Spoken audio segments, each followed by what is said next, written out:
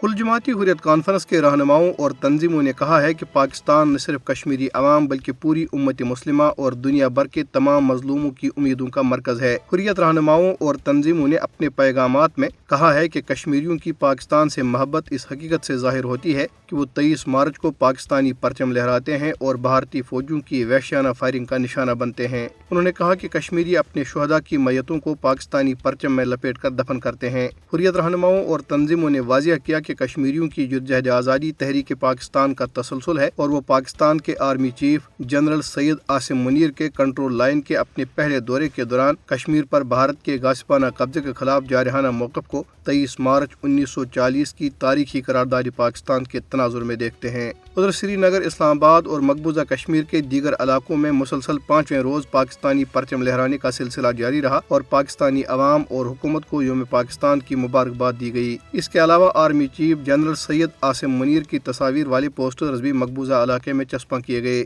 پوسٹروں میں درج تحریروں میں کہا گیا ہے کہ کشمیر کے بارے میں پاکستانی آرمی چیف کے سخت بیان سے نہ صرف کشمیریوں کے حوصلے بلند ہوئے ہیں بلکہ بھارتی میڈیا کی جانب سے پاکستان کی کشمیر پالیسی کے خلاف کیے جانے والے حالیہ پروپیگنڈے کو بھی مسترد کر دیا گیا ہے۔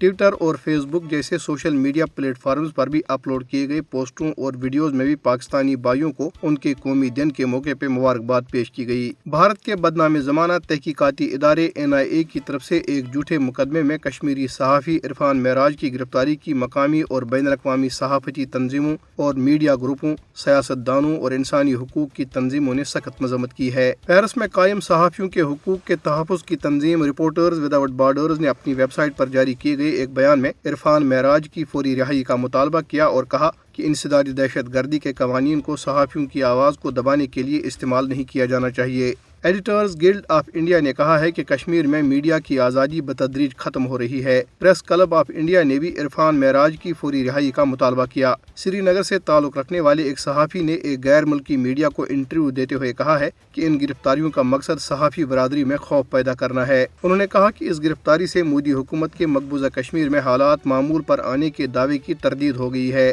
پیپلز ڈیموکریٹک پارٹی کے سربراہ محبوبہ مفتی نے ایک ٹویٹ میں کہا ہے کہ عرفان معراج جیسے صحافیوں کو سچ بولنے پر گرفتار کیا جا رہا ہے۔